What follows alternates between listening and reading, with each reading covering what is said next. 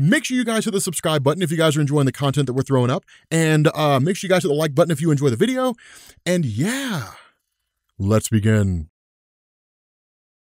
What's going on, guys? This is Rob, and as we continue to make up our own what-if stories, in this video, we're covering what if the Beyonders invaded the DC universe. Now, before we get into the actual story, I wanted to offer some background on the Beyonders for those who might not be familiar. So, the Beyonders are an extremely powerful race of aliens that exist in Marvel Comics, but actually exist outside of the main Marvel multiverse. Now, when Jonathan Hickman took over the Avengers and New Avengers, he used the Beyonders as the antagonists of his Time Runs Out storyline, which centered on the destruction of the multiverse. And what we found out was that the universes are basically colliding with one another in a series of what are called incursions, and the main Marvel universe is in line to experience an incursion of its own, and all of that turns out to be the work of the Beyonders, who are basically conducting an experiment to find out if they could destroy the multiverse. It's also revealed that the Beyonders have killed some of the most powerful entities in the Marvel universe, including the Living Tribunal, who's regarded as the second most powerful entity in the multiverse, behind only the one above all. So suffice it to say, the Beyonders represent an enormous threat to the very existence of not only the DC universe, but the entire multiverse. Now, as for how it would play out if the Beyonders came to the DC universe, I think it would first have to center around the greatest collection of superheroes in the DC universe, the Justice League. And so the story would open in the midst of the Justice League Watchtower,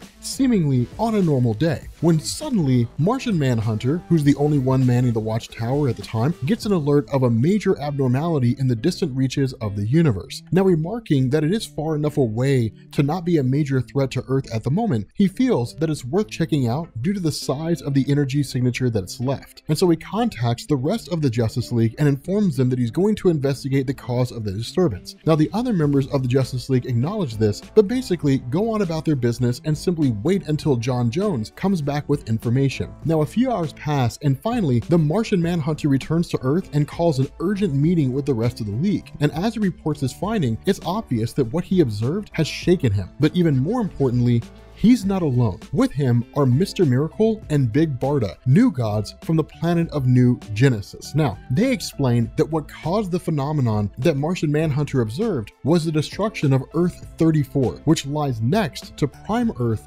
or Earth Zero. The Earth is home to the main DC continuity as it exists now. Now, the new gods have basically been monitoring the situation from New Genesis and explained that in addition to Earth 34, 6 other Earths within the multiverse have also been destroyed, but they are simply too far away from Prime Earth for the Justice League to notice. Now, as for what's causing the destruction, the new gods explain that the source of this havoc is more powerful and different in nature than anything they've ever seen, and it seems to come from beyond the multiverse itself. So, Batman would ask the question, how do we stop this from happening? And then Mr. Miracle will reply, we don't.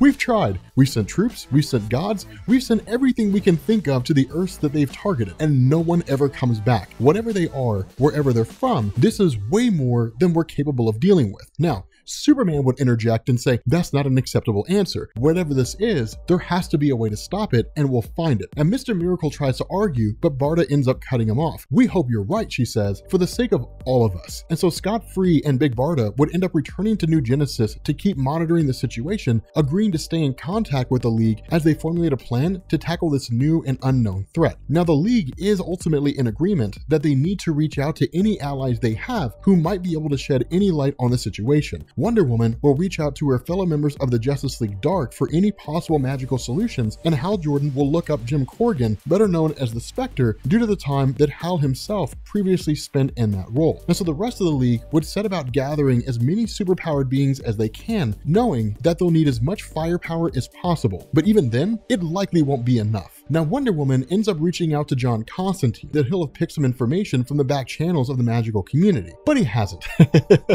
and says that he's happy to poke around and see what he can find. And just then, Diana gets a message from Bruce, and she can tell immediately that the news isn't very good. Now, she would ask Bruce Wayne, what is it? And Bruce Wayne would reply, it's Hal. And she would say, he wasn't able to find the Spectre, was he? And Bruce would tell her, he found him. The Spectre is dead.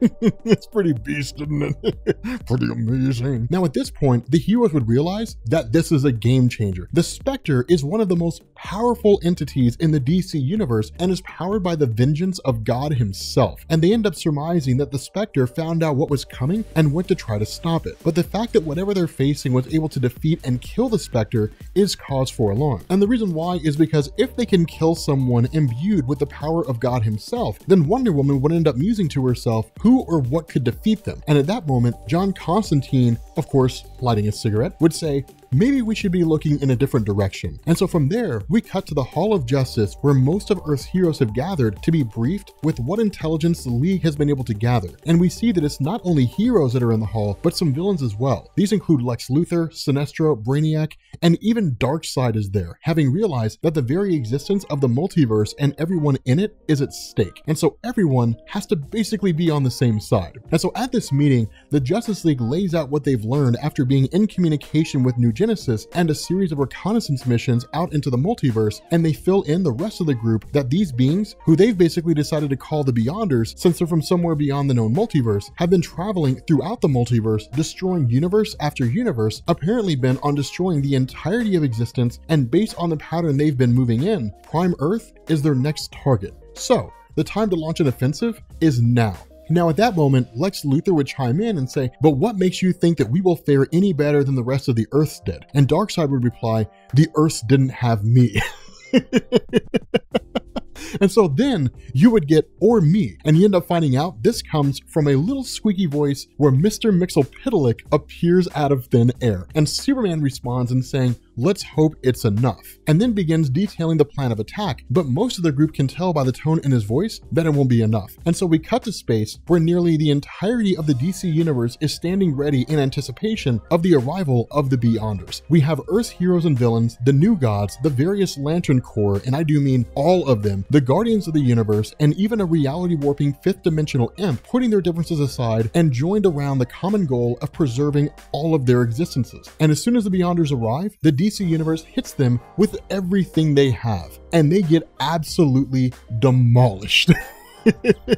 Even the heavy hitters, Superman, Darkseid, Martian Manhunter, are barely able to affect the Beyonders at all. And if this seems unrealistic, just remember that when the Beyonders came to the Marvel Universe, they not only destroyed all the heroes, but cosmic abstracts like Eternity, Master Order, Lord Chaos, and even the Living Tribunal. The only way the Marvel Universe was able to survive this was by harnessing the power of all the Molecule Men throughout the multiverse to defeat the Beyonders. And it was revealed that the Beyonders actually created every version of the Molecule Man and put one in each universe to essentially function as a bomb that they would eventually detonate and destroy those universes. So for the DC universe to emerge victorious from this conflict, they're going to have to find something or someone that can produce that kind of power. So the question becomes, is there anyone in the DC universe that can rival the raw power of the Molecule Man? And I think the answer is yes, and that's where Wonder Woman and Constantine come in. When Constantine learned of the Spectre's death and suggested that they go in a different direction, he was referring to none other than Lucifer Morningstar, who, as the name implies, is literally the devil of the DC universe. Now, he was an angel named Samael who led a rebellion against God and was cast out of heaven. He ruled over hell for a bit until he got bored with it and gave up the keys. He's one of the most powerful entities in the DC universe, and that's who Constantine tries to recruit to the cause of saving existence, and he agrees to go with Wonder Woman to observe the battle, mostly out of boredom. But when he gets there, he sees the carnage that's ensued, and he sees the heroes fighting valiantly and still getting destroyed, and he declines to intervene. Now, he could help, he admits, and he estimates that he could likely defeat the Beyonders, but the question is, why would he? No matter what happens, he'll continue to exist. He's eternal. He always has been, and he always will be. And if this universe is destroyed, he can simply make a new one that he likes better. After all, he's done it before. Now, Wonder Woman tries to reason with him, yells at him, and even pleads with him, but nothing works. He's determined to sit this one out, and so it appears that all is lost. But then all of a sudden, a white light emanates from Lucifer, and he explodes, spreading light as far as the eye can see, engulfing everyone and everything in existence, including the Beyonders. And then we flash back a few hours and see a conversation between John Constantine and a mustached man in a bowler hat.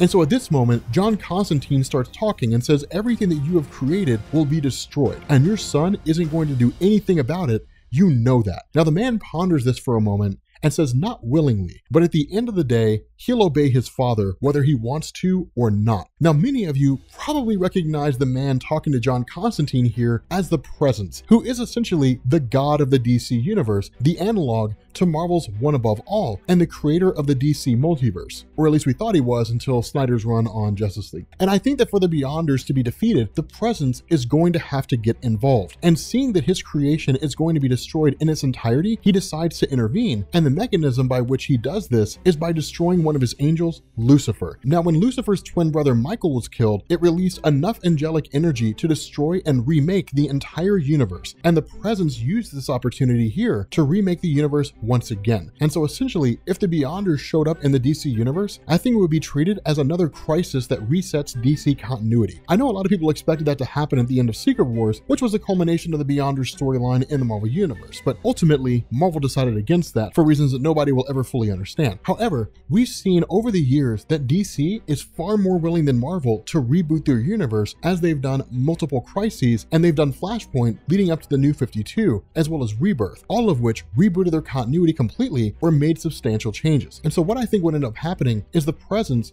would take most of the DC characters and create a pocket universe to hold them just before he destroyed the Beyonders and the universe. Then he creates a new universe to his liking. He would repopulate it with the elements he wanted to preserve and either change or discard the rest. And that's how I see this basically playing out. Something this huge in the DC universe would be cataclysmic, and they would most likely not do something that had to involve the Presence and Lucifer in a mainline DC story unless they were going to shake up the status quo in a major way. But let me know what you guys think about this, our what if story. Let me know what you guys think about this, the Beyonders invading the DC universe and ultimately being destroyed by the Presence, which I think is really cool, because that's what would have happened if the One Above All had intervened. He would have destroyed the Beyonders. Anyway, guys, we're gonna bring this video to an end. If you are new here to Comics Explained, make sure you guys hit the sub button to become part of the Rob Corps. If you guys enjoyed this video, make sure you drop a like, and I will catch you all later. Peace. Okay, I want to give a shout out to Kyle B, David Joseph, Ben, John H, AJ, Matt N, Jeff R, John H, Lean and Mean, which is an awesome name, Jason C, Austin S, Austin H, Joey M, Steven Z, Austin B, Adam K, and Genosis 916. Remember, guys, you can send me messages and I'll run off whatever your message is at the end of the video, so long as there's nothing crazy. But if you want to put a message in there, send me an email, rob@robertjefferson.com, and if you are one of these people who gets shout outs, then I will tack it in there. And yeah, thanks for watching, guys.